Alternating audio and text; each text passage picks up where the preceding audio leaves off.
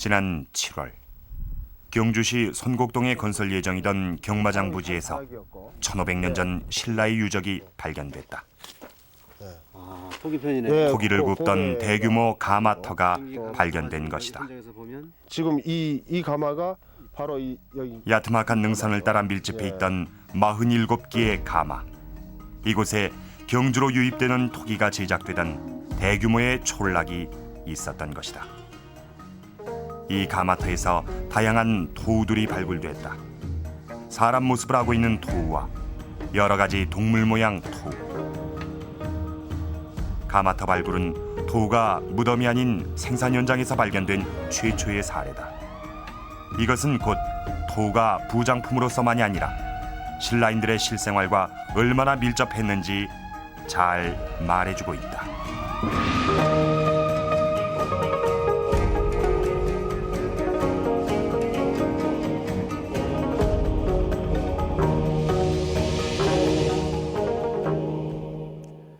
여러분은 신라의 유물하면 뭐가 가장 먼저 떠오르십니까? 웅장한 불국사를 떠올리는 분들도 계실 거고 뭐니 해도 화려한 금관이다 하는 분들도 계실 겁니다. 이 신라의 유물하면 대체적으로 그 규모가 크고 화려한 것이 그 특징이죠. 그런데 여기에 아주 작고 소박한 신라의 유물이 있습니다. 흙으로 빚어서 만든 인형, 토우가 바로 그것입니다. 자, 이것은 국보로 지정된 신라 유물 장경호입니다. 이 장경호라는 말은 목이 긴 항아리를 부르는 말인데요. 이 장경호는 토기입니다. 그런데 이 장경호의 목 부분에 붙어 있는 이 작은 장식들, 이것이 바로 토우입니다. 이 장경호의 장식 외에도 이 신라에는 많은 토우들이 있는데요. 원래 토우는 이 손가락 크기 정도로 아주 작은 것이 대부분입니다. 너무 작아서 화면상으로 잘 보일 것 같지 않은 토우를 한번 키워보겠습니다. 자, 어떻습니까? 이제 아주 잘 보이시죠? 이 토우에는 이 사람 모습을 하고 있는 것도 있고 또 개나 멧돼지 그리고 말처럼 동물의 형상으로 빚은 것도 있습니다. 이 얼핏 보기에는 그저 흙으로 대충 주물러 놓은 것 같은 신라 토우. 하지만은 이 작은 신라 토우가 1500년 전 신라인들이 어떻게 살았는지를 보여주는 열쇠라는 사실을 아십니까? 크고 작은 고분이 밀집해 있는 신라의 천년 고도 경주.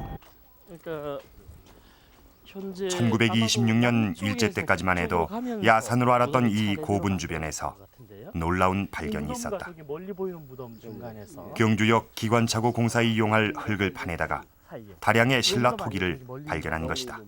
사이에 지금 나무 심어져 있는 네네 그 부분에서 나왔습니다. 논 바닥의 흙을 채취해서 그 흙으로 가까이에 경주역이 있습니다만 여기에 옮겨서 메리트로 사용하려고 했었는데요. 논 바닥을 파다가 안에서 토가 굉장히 많이 나왔습니다. 당시 한반도는 일제 강점기였고 발굴은 일본인에 의해 이루어졌다. 토우와 함께 발굴된 토기들이 심하게 부서진 상태였기 때문에 토기와 토우의 관계는 수수께끼로 남아 있었다. 그런 깨진 그릇이니까 그건 깨버리고 다 없애버리고 토우만 잔뜩 이제 모아가지고 국립박물관에 갖다 놨어요. 그런데 그러다 보니까 더 후에 사람들은 그 발굴에 대한 기록이 전혀 없고 하니까 후에 사람들은 그게 무슨 기능인지 어떤 데 붙어 있었는 건지 그 뭐 때문에 서 있는 건지 왜 그렇게 한목에 다 모였는지 전혀 모르는 기능이다. 그 목적에 대해서 몰랐단 말이에요. 토우란 흙으로 만든 인형을 뜻한다. 그러나 넓은 의미에서 사람뿐 아니라 동물이나 집, 생활용구 등이 모두 토우에 포함된다. 토우는 장난감, 주술적 우상, 그리고 무덤에 넣기 위한 부장품 등의 성격을 갖는다. 대부분의 토우는 10cm 미만의 크기다. 어른의 손가락 길이도 채 되지 않는 것이다. 토우의 형태는 매우 단순하다. 순간적인 동작이나 큰 특징만을 보여준다. 하지만 그 표현만큼은 지극히 사실적이다. 신라 토의 그 표현 방법을 보면은 그 세부적인 것은 과감하게 생략하고 또 특징적인 것은 또 아주 과감하게 과장을 해서 그 어떤 행동의 어떤 그 한 순간을 아주 정확하게 포착을 해서 또 정확히 표현을 하고 있습니다. 그리고 그 빠른 속도로 즉흥적으로 만든 것이기 때문에 그 아주 익살스러운 점도 많고 또 그런데 그것은 그 신라 미술의 그 가장 그 특징적인 요소가 그 신라 토의 그 양식에 그대로 아주 잘 드러나고 있다고 볼 수가 있죠. 지금까지 발굴된 토우는 모두 토기에서 떨어져 나간 상태였다. 그렇다면 온전한 신라 토우는 과연 어떤 모습이었을까? 91호고 이제 맞춰봅시다. 91호. 1975년 지금까지 베일에 가려져 있던 신라 토우의 원형을 짐작할 수 있는 발굴이 있었다. 그 거리로 봤을 때는 계림로 일대를 고분공원으로 조성하기 위한 공사에서 석광묘 군이 발굴됐는데 무덤에서 수많은 신라 유물과 함께 토기 파편들이 나온 것이다. 현재 국보 195호로 지정된 장경호 역시 깨진 상태로 이곳에서 발견됐다. 토우는 토대로 이제 빠져나오고 그 맞아 주워 올렸죠. 올리고 또 토우에 붙어 있었던 그 장경호는 장경호대로 파편이 돼가지고 나왔단 말이에요. 그래 장경호에 이 토우가 붙어 있었다고는 그때 몰랐죠. 다 드러내고 난 뒤에 이 장경호 가운데 한두 군데 그 뱀이 이제 그 붙어 있는 그걸 이제 마치 근거를 해서 보니까 다른 토우가 붙어 있었던 자국이 이제 보였단 말이에요. 그 장경호를 복원하고 그 다음에 토우가 붙어 있었던 그 자국이 있어서 그래 별도로 주워 모았던 그 토우를 이제 붙이니까 지금 요새 보는 이 조각상에 이제 그 장식된 장경호로 완성이 되는 거예요. 조각난 토기와 떨어져 나간 토우를 붙이는 복잡한 작업이 끝나고 드디어 1500년간 땅속에 묻혀 잠자고 있던 신라의 유물 장경호가 그 모습을 세상에 드러냈다.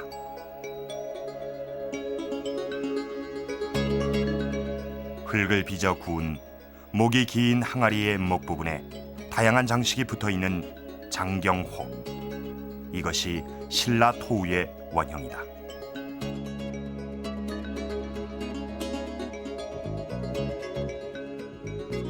그 전에는 그 토기에서 전부 유리된 토우였기 때문에 그 토우들이 어떻게 배치가 돼 있었는지 그 상호 관계를 알 수가 없었습니다. 그런데 그때 발견된 그 토기에는 그 신라인의 그 생활상의 그 전모, 그러니까 사냥을 한다든가 물고기 잡이를 한다든가 또 악기를 연주한다든가 또 성교를 한다든가 하는 그 생활의 그 전 모습이 그대로 다 집약돼서 거기에 붙어 있었기 때문에 그 토기가 발견되자마자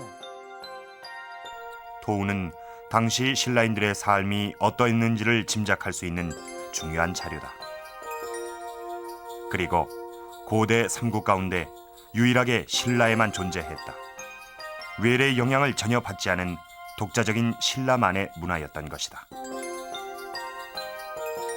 토우에는 1500년 전의 고대 왕국 신라의 모습이 고스란히 담겨 있다.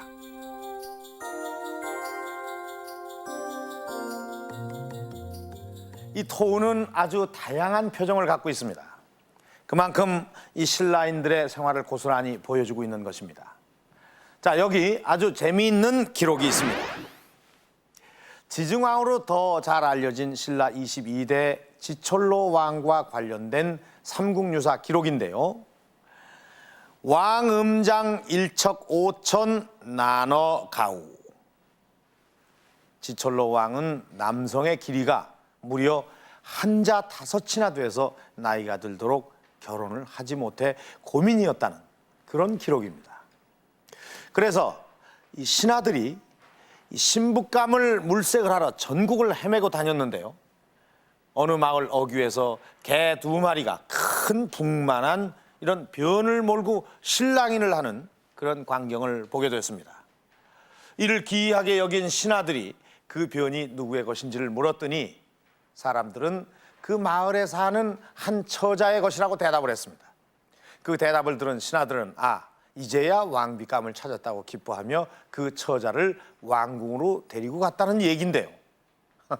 이게 허황된 얘기 같지만 엄연히 역사서에 남아있는 기록입니다. 이렇듯 신라는 왕과 관련된 은밀한 얘기까지도 솔직하게 기록할 정도로 성에 대해서 개방적이었습니다. 왕의 이야기를 이렇게 자유롭게 할 정도라면 일반 서민과 관련된 얘기는 더욱더 솔직하고 대담했을 거라는 그런 생각이 드는데, 이렇게 신라인들의 성에 대해 솔직한 모습이 이 토에도 드러납니다.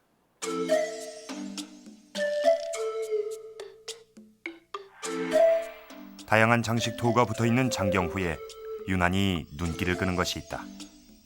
한 쌍의 남녀의 모습이다.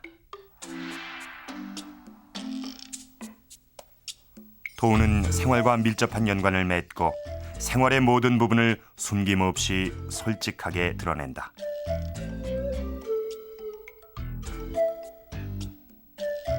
토우 가운데는 독특하게 보이는 것들이 여러 점 눈에 띈다. 사랑을 나누고 있는 남녀의 모습을 지극히 사실적으로 표현한 것들이다. 대단히 다양하고 너무나 그 적나라하기 때문에 그 현대인들도 그 충격을 받을 만큼 그렇게 아주 노골적으로 아주 솔직하게 표현하고 있습니다. 그러니까는 그러한 그 성생활의 어떤 인간의 어떤 행복의 한 요소이기 때문에 사후에도 그러한 그 즐거움을 계속 갖도록 하는 어떤 염원에서 그러한 그 성교의 장면들을 다양하게 표현하지 않았나 그렇게 봅니다. 신라인들에게 있어 성은 현실에서 누릴 수 있는 커다란 삶의 기쁨이었다. 그래서 성을 은밀하고 수치스럽게 여기지 않고 일상적인 것으로 익살과 해학으로 표현하고 있는 것이다. 토에 나타난 그런 어떤 성행위가 묘사된 것으로 본다면은 그 당대인들이 그 성에 대한 어떤 그 개방성이 좀 있었던 것이 아닌가. 그것은 그 성적인 문란을 말하는 것은 아니고 어떤 그 서로가 그 융통성 있게 성에 대해서 좀 이해를 했던 것이 아닌가 생각을 할 수가 있습니다. 하지만 성에 관한 풍속 자체가 문란했던 것은 결코 아니었다. 중국 사서인 삼국지 위지통이전엔 우리 민족이 남녀가 음탕하거나 부인이 투기하면 죽음으로 벌했다는 기록이 있다. 신라의 명장 김유신은 혼전에 김춘추의 아이를 임신한 여동생을 공개적으로 화형에 처하려 했다. 삼국유사에 전해지는 기록이다.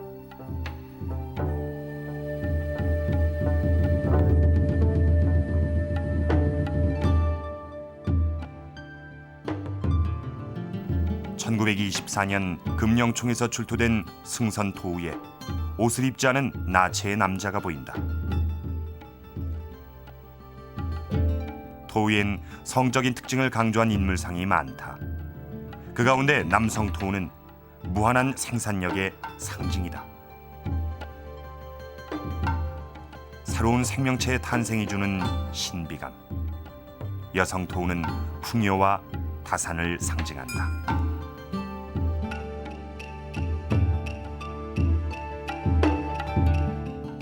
성기 묘사가 강조된 토들의 그 본질적인 것은 두 가지 점에서 말씀을 드릴 수가 있습니다.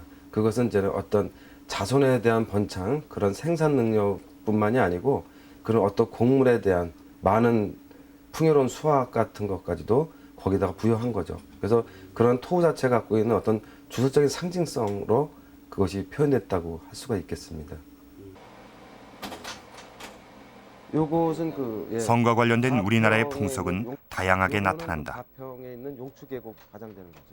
동네 어귀에 서 있는 남근석과 외진 곳에 숨겨져 있는 여근석, 이 임신을 기원하는 석상 등 진짜 민간 신앙의 흔적이 한반도 전역에서 이게 그, 쉽게 장경호에 발견되는데 그 부착되어 있는 토입니다. 이렇듯 다양한 성풍속의 단면이 지금으로부터 1500년 전의 신라 토우에서도 그대로 발견된다. 강력하게 서 있습니다. 이렇게. 남자 토일 경우에는 그 남자 성기를 뭐 팔다리 정도의 크기만큼 이제 비대하게 해놨습니다.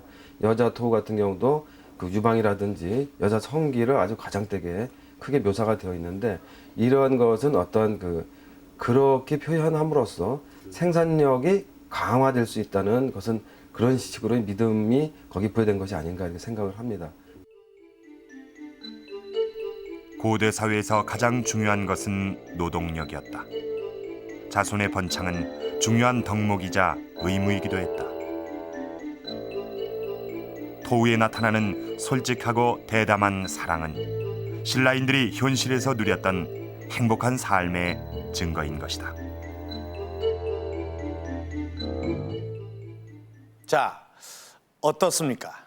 이 신라인들의 솔직하고 자유스러운 사랑 표현.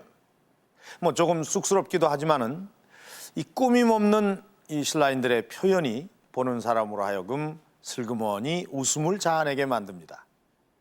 자, 이번에는 여러분들을 1500년 전의 신라의 음악회장으로 안내하겠습니다.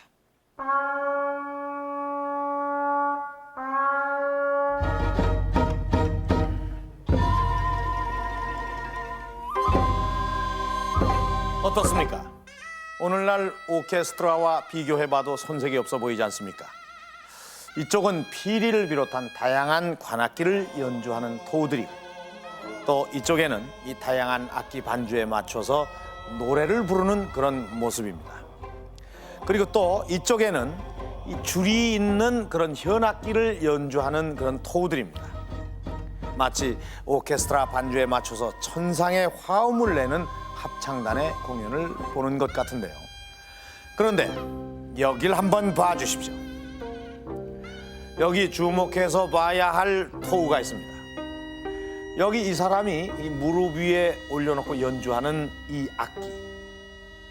악기에 이 현이 아주 명확하게 이 표현이 되어 있습니다. 여러분은 이 악기가 어떤 악기로 보이십니까? 혹시 가야금처럼 보이지는 않는지요? 이 가야금이 가야에서 만들어진 악기란 사실은 이름만 들어도 알 수가 있죠. 그렇다면은 이 독자적이고 수준 높은 문화를 일으켰던 신라에는 신라를 대표하는 그런 악기가 없었을까요? 그 해답은 바로 토우에 있습니다.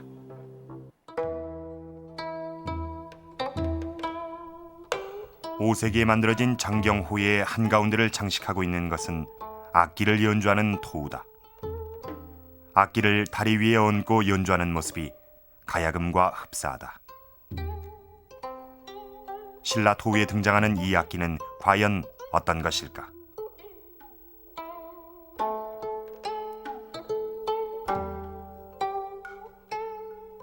삼국사기에 가야금과 관련된 기록이 있다. 가야국의 우르기 나라가 어지러워지자 악기를 가지고 신라 진흥왕에게 투항했다. 즉 6세기 진흥왕 때 우르기에 의해 가야금이 신라에 전해졌다는 기록이다.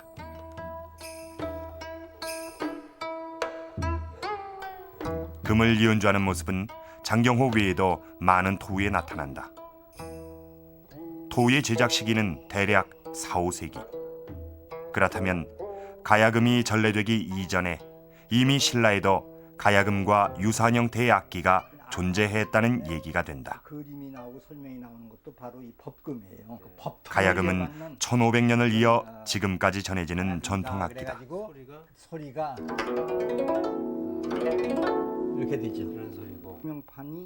그렇다면 신라 토우에 보이는 악기와 가야금은 어떤 관계가 있을까? 통나무를 끌로 파서 만드는 삼국사기를 보면은 신라 진흥왕 때 그러니까 가야의 가시왕이 만들었다고 그렇게 얘기를 하지만 그 전부터 이 한반도 남부 지방의 가야금 비슷한 악기는 널리 퍼져 있었다는 것을 그렇게 생각하는 것이 오늘 국악학계의 통설이에요. 신라의 모태가 됐던 진한의 악기에 관련된 기록이다. 슬이라는 악기가 있는데 모양은 중국 고대의 현악기인 축과 같고 연주하는 곡이 있다.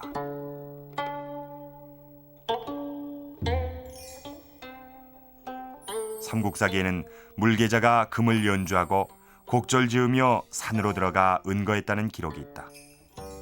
물계자는 2세기 말에서 3세기 초엽의 인물이다.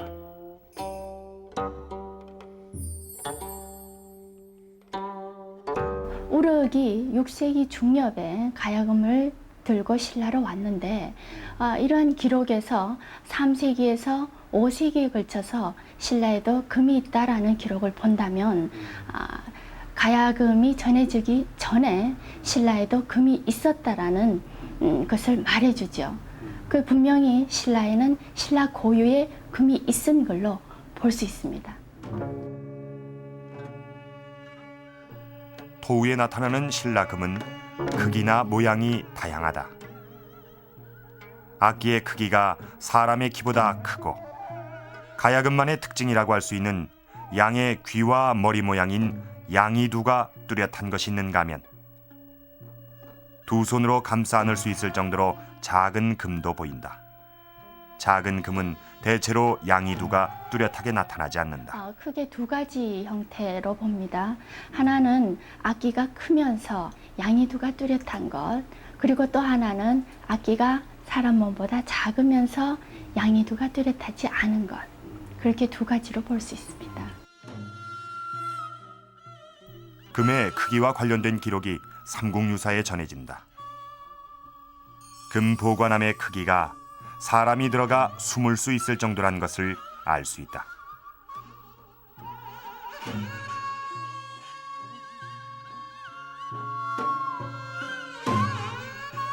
천황의 애장품을 보관하는 일본 정창원. 여기 보면 이곳에 일본 신라 정창원에 금갑이 보관돼 있다. 신라 금괴가 있습니다. 여기서 여기까지가 187.5cm로. 사람 키보다 크네요. 네. 기록이 남겨진 금갑은 187.5cm. 사람이 들어가기에 충분한 크기다.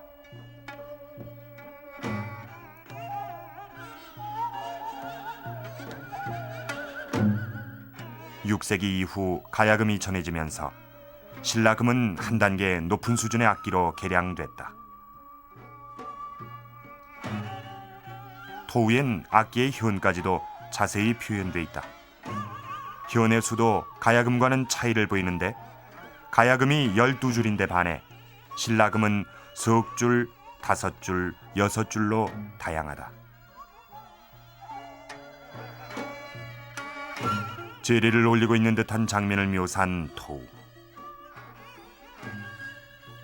금을 연주하는 사람 옆에서 한껏 흥이 오른 듯 두 팔을 벌려 춤을 추는 사람이 있다.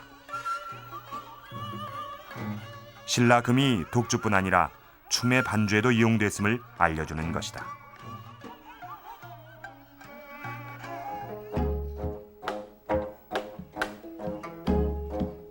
우르기 계고에게 가야금을, 법지에게 노래를, 만덕에게 춤을 가르쳤다.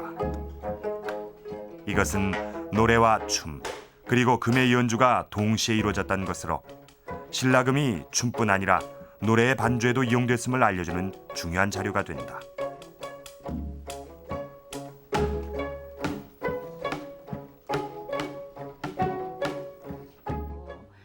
그렇다면 토우에서도 이런 모습을 찾아볼 수 있을까? 네. 훼손된 토우에 떨어져 나간 부분을 복원해봤다. 입을 벌린 토우는 금을 연주하며 노래를 부르는 모습이다. 가야금 병창의 기원은 지금까지 조선 후기로 봤습니다. 왜냐하면 그 병창을 할 때 소리가 대부분 판소리 한 대목을 부르기 때문에 그런데 그 가야금 병창처럼 소리를 하면서 가야금을 타는 형태가 신라토에도 나타납니다. 그렇다면 가야금 병창의 기원을 신라토 나타나는 5세기까지 소급할 수 있지 않느냐라는 생각입니다. 금 외에도 관악기를 연주하는 토우가 발견됐다. 악기의 크기에 따라 연주자의 팔동작을 다르게 표현해 악기의 구분을 확실하게 보여준다. 서서 연주하는 현악기 비파도 등장한다. 이렇듯 많은 양의 악기가 토우에 나타나는 이유는 무엇일까? 토우라고 하는 것은 그 당시 그 생활상을 보여주는 거고, 그만큼 신라 사람들은 그 음악이 생활 속에 그 깊숙이 들어와 있었다는 거, 음악을 상당히 즐겼고, 또 그 시대 사람들은 그 종교적인 그 신앙심이 강했었죠. 그래서 음악이라고 하는 것은 신에 대한 자기네들의 마음을 이렇게 바치는 그런 뜻으로 사용이 됐기 때문에, 또 그 토우의 그 주악, 악기를 연주하는 그런 모습이 많이 보이는 것 같습니다. 고구려의 독자적인 현악기 검은고가, 가야의 가야금이 있듯이 신라 역시 신라의 전통악기 신라금이 있었다.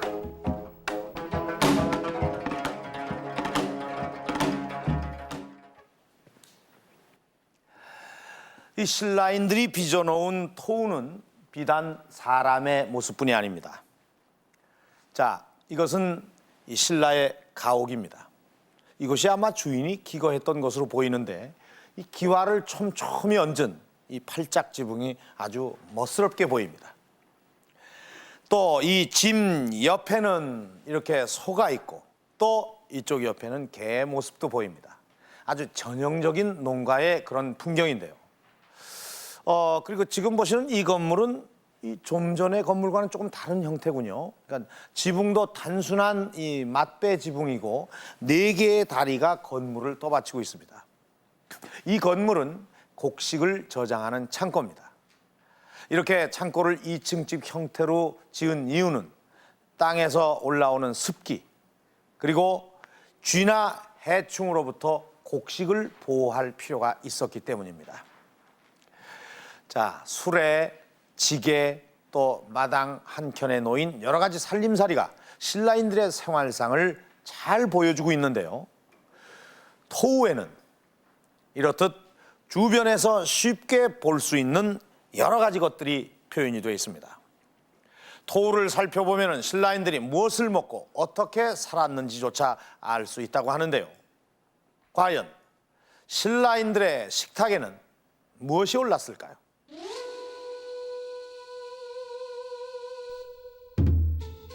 사냥꾼이 금방이라도 움직일 것 같은 사냥감을 향해 활시위를 팽팽히 당기고 있는 수렵 토우. 활끝은 멧돼지를 향해 겨누어져 있다. 인물을 표현할 때도 활과 화살은 비교적 세밀하게 나타낸 반면, 사람은 단순하게 표현하여 사냥의 긴박한 분위기를 더욱 강조하고 있다.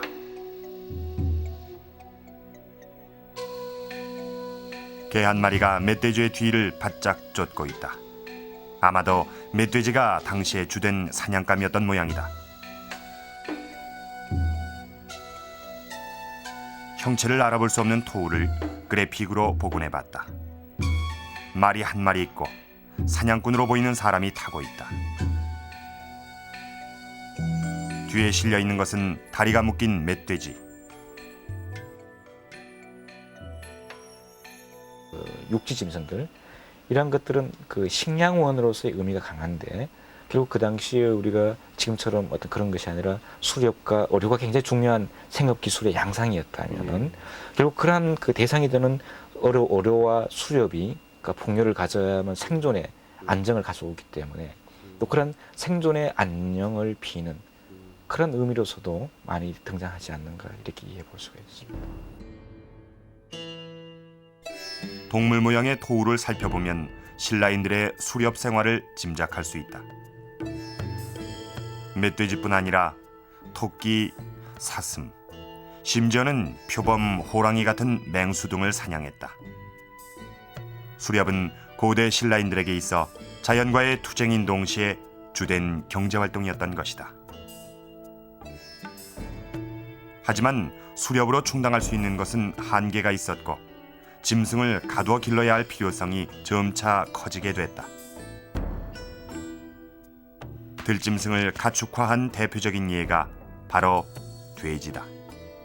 토우에도 다양한 형태의 돼지가 상당수 등장한다. 그럼 돼지가 굉장히 빨리 성장을 합니다. 그런가 하면 아주 그 당시에 아주 중요한 동물성 단백질을 제공하는 그런 역할도 할 수가 있는 거죠. 그다음에 옛날에 사람이 죽었을 때 옥돈이라고 해서 옥으로 만든 돼지를 죽은 사자의 손에 집어넣어서 다시 부장하는 경우도 있습니다. 이처럼 어떤 돼지라든지 이런 것을 또 부장하는 것은 어떤 그런 식량, 다시 저 세상에 가서 어떤 풍요로운 식생활 이런 부분들을 또 염원하는 것이 아닌가 그렇게 또 한번 이해해 볼 수도 있습니다. 가축화된 동물로 가장 오래됐다는 개. 개는 식용이나 애완용 혹은 호신용으로 신라인의 생활과 밀접한 관련을 맺었던 동물이다. 인간들이 몇 개 동물들 필요한 동물들 자기가 일을 할 때 부려먹다든가 또는 자기 어떤 이 먹이로서 대상이 된 동물들을 가둬놓을 필요가 있어요. 진짜요. 자기에게 힘들니까 이제요. 그래서 그때부터 동물 사육에 대한 필요성을 느끼게 됐고 또 어떤 농작물을 갖다가 재배하면서 어떤 저장성을 갖다가 확보하기 위한 그런 쪽으로 많이 사람들이 이제 생각을 하게 된 거지 이제요. 잉어, 망둥어, 기 등 다양한 어류도 토우로 표현되는 것들이다. 이것은 신라인들이 어로를 수렵 못지않게 중요한 식량 확보 수단으로 인식했음을 보여주고 있다.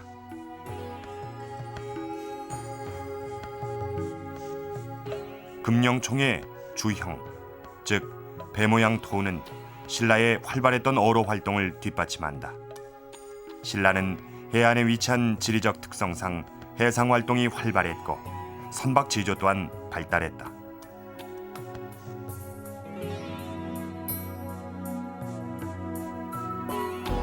토우는 신라뿐 아니라 통일 신라의 배를 복원하는 데도 중요한 자료가 된다.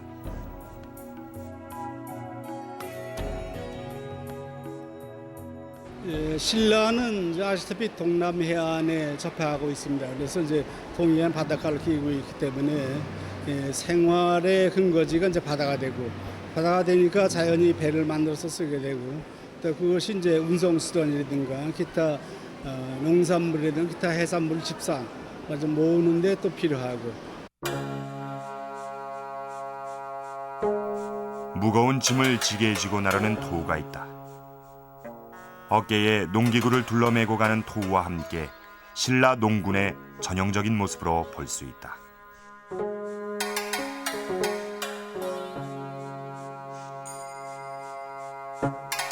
토우에 나타나는 것은 구체적인 농기구라면 농사를 짓고 나서 벼를 옮기는 과정을 보여줬습니다. 소위 말하는 짐승을 통해 가지고 뱃단을 나르는 모습이라든지 그 다음에 그것을 지게에 지고 하는 사람의 모습 또 그리고 더 나가서 그러한 벼를 곡식을 먹게끔 빻을 수 있는 디딜방아의 구체적인 모습을 저희들에게 알려주고 있습니다.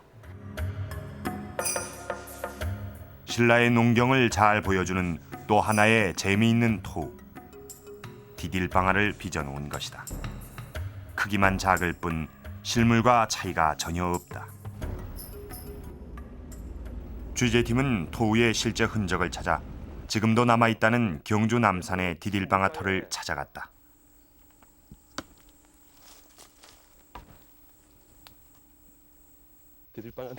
이곳이 농경의 마지막 단계인 도정 작업이 이루어지던 장소였다. 빼도 그죠. 길게 빼도 이렇게. 요 바로 이 계곡이에요.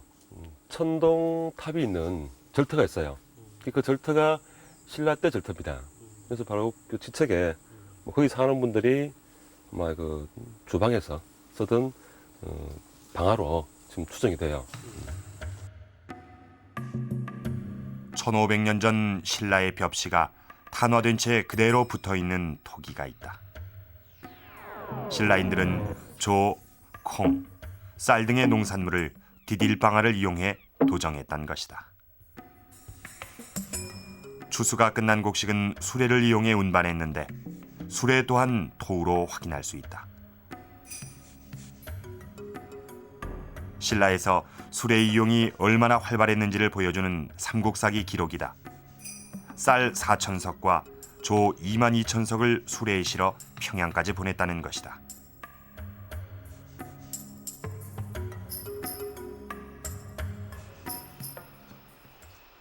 수레를 널리 사용했다는 실질적인 증거가 경주박물관 신축공사장에서 발견됐다.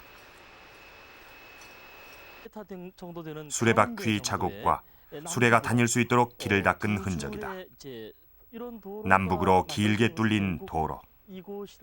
이것은 경주 시내에 도시 구획이 있었던 것을 의미한다. 이 수레는 오늘날의 자동차와 같은 것이니까 자동차의 다양한 용도를 생각하면 수레 용도를 생각할 수가 있습니다. 그러니까 운송을 위한 모든 그 자료나 물자들이 이 수레에 담기는 거죠. 그러니까 사람부터 시작해서 식량, 물건 이런 것이 다 담기니까 이것이 이제 그 지역 간의 분쟁이 있거나 전투가 있을 때 물자 수송을 원활히 하는 역할을 합니다. 토우에 남겨진 신라인들의 생활. 그것은 1500년이 지난 지금의 생활 모습과 별반 큰 차이가 없었다. 신라는 우리가 상상했던 것보다 훨씬 더 가까이에 존재하고 있는 것이다.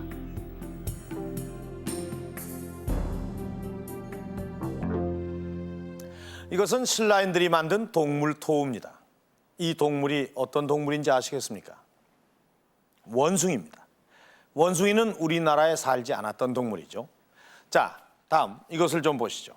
귀가 크고 코가 기다란 것이 한눈에도 이 코끼리를 표현했다는 것을 알아볼 수가 있습니다.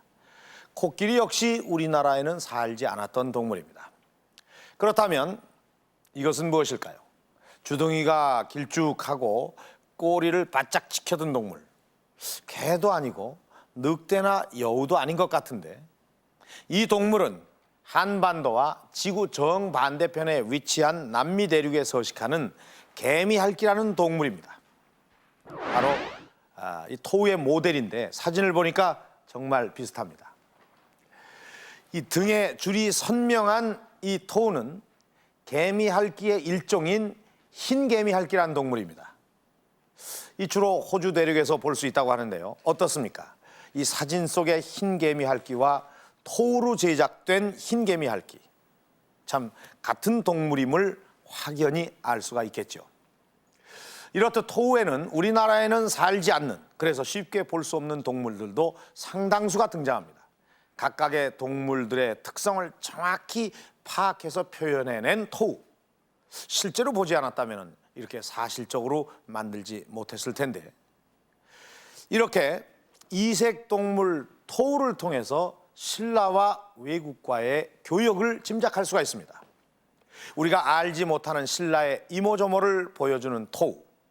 이 토우를 자세히 살펴보면은 신라인의 생활과 문화뿐 아니라 그들만의 독특한 정신세계를 엿볼 수가 있습니다.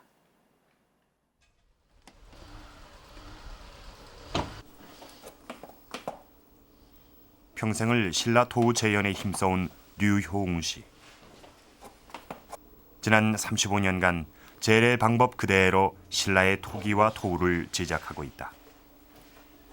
토우는 손으로 대충 주물러 만드는 것 같지만 금방이라도 살아 움직일 듯한 생명력을 갖는다.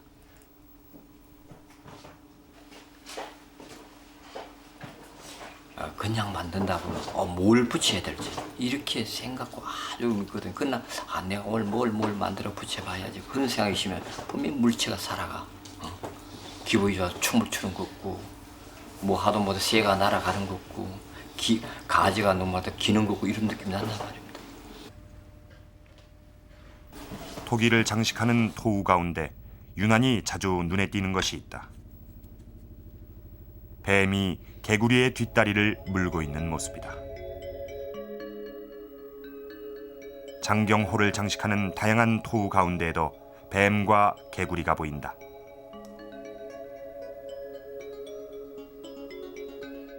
특별히 친근하지도 않고 때론 사악한 동물로 비춰지기도 하는 뱀.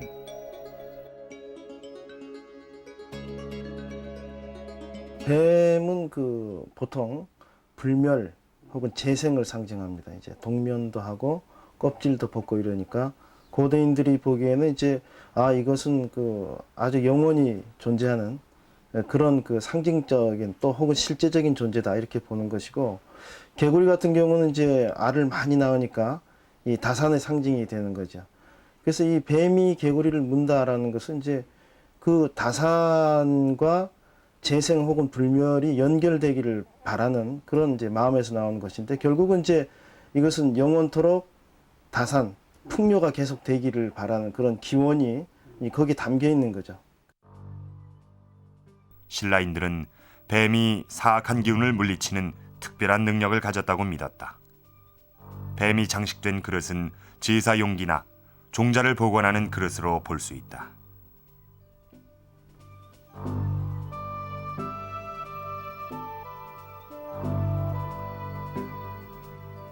거북 토우 역시 신라인들의 정신 세계를 보여준다. 거북은 바다와 땅을 잇는 동물로 영혼을 한 세계에서 또 다른 세계로 인도하는 안내자 역할을 한다. 거북의 몸에 용의 머리와 꼬리를 가진 토우. 거북과 용의 능력을 동시에 가진 상상 속의 동물을 표현한 것이다.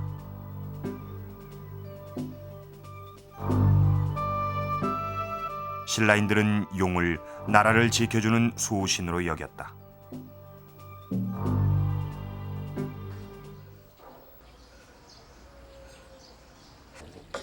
이 분황사의 우물 삼용 변어정에는 3마리 용이 얽힌 전설이 있다.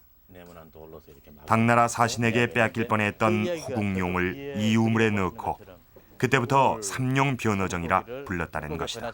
용을 다시 찾아와서 이 우물 속에서 이제 넣어주니까 저렇게 기뻐서 용의 무한한 능력, 무한한 힘. 그러니까 용은 물 속에서 항상 살고 있지만은 땅 위에서도 살고 또는 얼마간 이제 있다가 보면은 하늘로 승천을 내서 그 위력을 발휘한다 하는 그런 의미에서 신라 시대의 토우에도 상당수 사용된 것이 아닌가 그렇게 생각이 됩니다. 토우 가운데는 가면이나 고가를 쓴 토우도 많이 보인다. 새의 부리처럼 얼굴 부분이 돌출된 모습, 머리를 뾰족하게 만들고 눈과 입만을 표현한 모습. 과연 고대인들은 가면을 쓰고 무엇을 했을까? 전 세계적으로 가면이라는 것은 또 다른 인격입니다. 그런데 그 또 다른 인격은 사실은 신의 얼굴이죠. 그래서 인간의 얼굴을 한 채로 어떤 종교 행위를 하는데 부담을 느낀다면은 이제 신의 얼굴을 쓰는 것이죠. 그래서 자기가 그 신이 되는 것입니다. 신이 그 몸에 내리는 것과 같은 역할을 하는 거죠. 그래서 이 반구대 암각화에도 보면 이제 탈이 나오고 있습니다. 그리고 곳곳의 유적에서 이제 탈이 한두 개씩 꼭 보여요.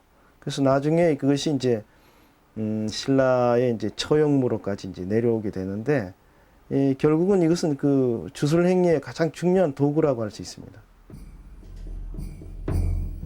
신석기 유적 동삼동 폐총에서 발견된 조개 껍질 가면. 시대는 다르지만 주술 행위에 있어 가면의 중요성은 맥을 같이 한다. 주검을 앞에 놓고 슬퍼하는 여인이 있다. 시신은 천으로 덮여 있다. 남편이나 자식의 죽음인 모양이다.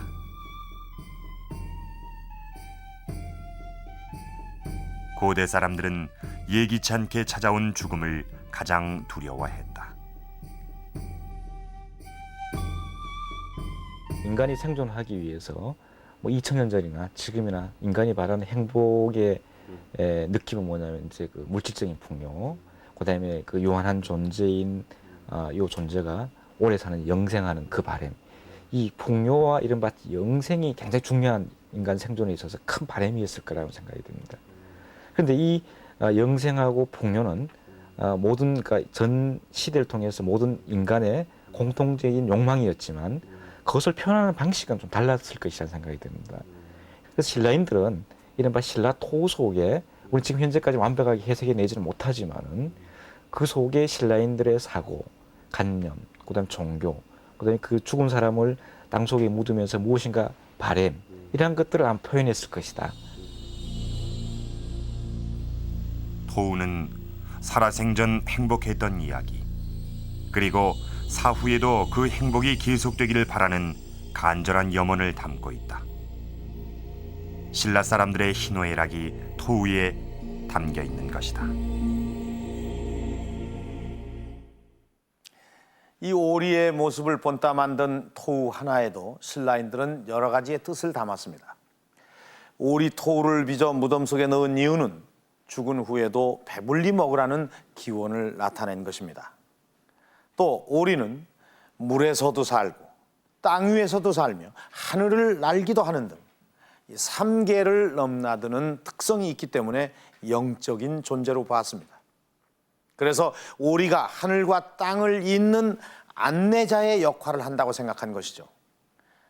죽은 사람의 영혼이 또 혹은 산 사람의 소망이 무사히 하늘에 있는 신에게 닿기를 염원했던 것입니다.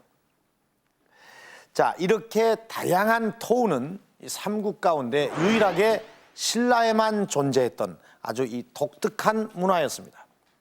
이 모양이 다양하면서도 하나하나의 신라만의 정서가 흐르던 이 신라의 토우도 시간이 흐르고 신라가 이 삼국을 통일하면서 점차 그 모습이 변해가게 됩니다. 모양이 변하면서 의미도 많이 달라지게 되죠. 자, 토우의 변화 과정을 살펴보겠습니다.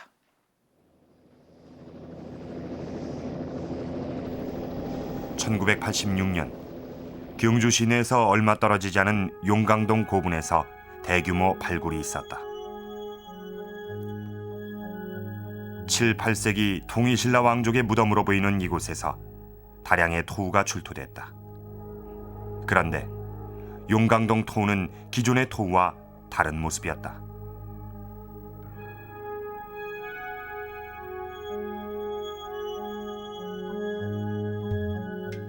학자들은 용강동에서 발굴된 유물을 토우가 아닌 토용이라고 분류한다. 그렇다면 토우와 토용은 어떻게 구분하며 어떤 관계를 갖는가? 우선 토우와 토용의 형태상의 차이를 신라의 복식사를 중심으로 알아보기로 했다. 찾아내긴 좀 어렵거든요. 있잖아요. 대개의 토우는 의복에 대한 표현이 생략돼 있다. 다행히 황남동에서 출토된 부부상이 신라의 복식을 볼 수 있는 좋은 자료가 된다. 여기 보면은 치마가 여기도 이렇게. 중국의 역사서인 수서의 기록에 의하면 신라의 복식은 고구려 백제와 그 모양이 같고 흰색을 숭상한다고 했다.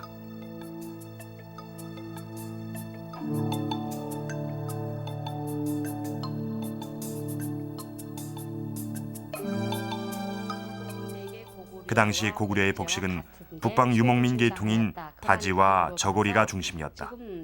따라서 신라도 바지 혹은 치마와 저고리가 기본이었음을 짐작할 수 있다. 굉장히 넓은 치마를 입었다는 기록도 있어요. 황남동에서 나타난 부부의 것을 보면은 머리에는 이제 상투를 틀고 있고 바지를 입고 있고 여자는 이제 그 치마를 입고 있는데 이 치마에서 그 주름을 잡았다, 바지도 주름이 잡혔다는 것은 그만큼 넓은 바지를 입었다는 것이 되고 그 다음에 황남대총 남분에서 그 춤추는 여자도 그 주름이 잡힌 치마를 입었다는 것은 그만큼 폭넓고 그러한 치마를 입었다는 것을 이제 입증하게 됩니다. 그래서 이런 거라든지 그다음에 토우가 소박한 바지와 저고리 차림인 반면 대부분의 토용은 통이 넓고 길이가 긴 포를 주로 입고 있다.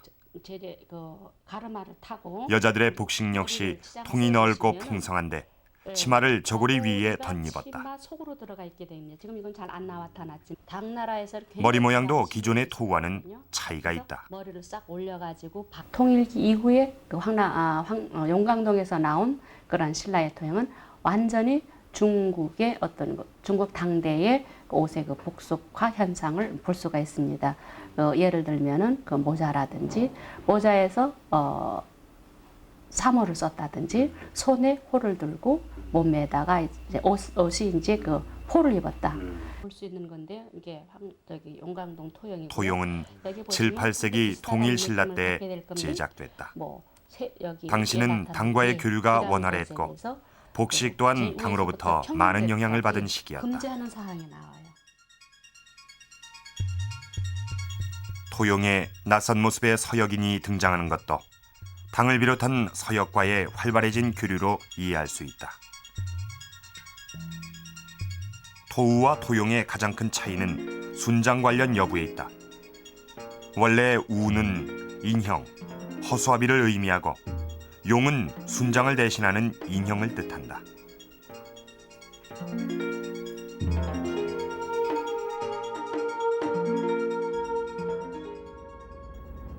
신라 시대까지 자주적이고 독립적이던 토우는 통일 신라에 들어 당과의 교류가 빈번해지면서 중국의 도용을 모방한 형태로 변화하게 된다. 중국 도용의 대표적인 예는 진시황제의 무덤에서 나온 대단 위의 병마용이다.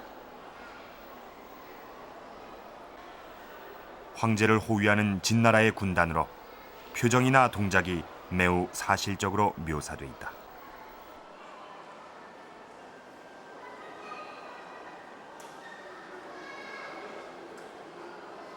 순장 대형으로 부장을 했던 고분에서 출퇴된 인물상을 토용이라고 부르는 것이 일반적이라고 저는 알고 있습니다. 그래서 그 중에는 뭐 아라비아 서역 상인들의 모습을 재현한 것이랄지 그때 당시 옷주름 같은 것을 구체적으로 나타내 가지고 당시 생활상이나 문화 교류상을 확인할 수 있는 그런 것이 대체로 토용이라고 하고요. 토우와 토용은 만드는 방법에서도 확연한 차이를 보인다. 토용이 일정한 틀에서 한꺼번에 떠낸 것처럼 하나같이 획일적인 반면 토우는 격식에 얽매이지 않고 자유롭게 빚어 만든 까닭에 형태가 모두 다르고 개성이 살아있다.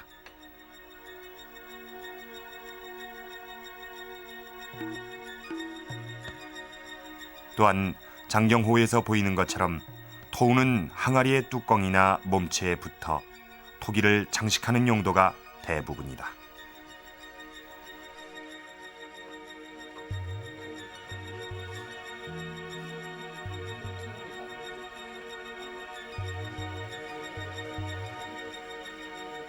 그 토가 옛날에 우리나라 사람들의 그 생생한 삶을 그대로 전해주고 있는 어떤 그 유일한 자료라고 할 수가 있죠. 왜냐하면 불교가 정착하면서부터는 이제 그런 외적인 요소가 들어오고 또 통일 후에는 그 중국의 영향으로 중국 그 토용을 그대로 모방한 것이 만들어집니다. 그렇지만은 이 토야말로 이것은 외래 영향을 받지 않은 순수한 그 당시에 우리의 모습을 보여주고 있는 것입니다. 토우는 신라가 강력한 고대 국가로 발돋움할 무렵인 5세기경에 집중적으로 만들어졌다. 비록 삼국이 통일되고 시간이 흐르면서 역사 속으로 자취를 감추고 말지만 토우는 신라만의 고유한 문화다. 토우는 신라인들의 삶과 행복 그리고 사랑과 진실을 흙으로 빚은 기록이다.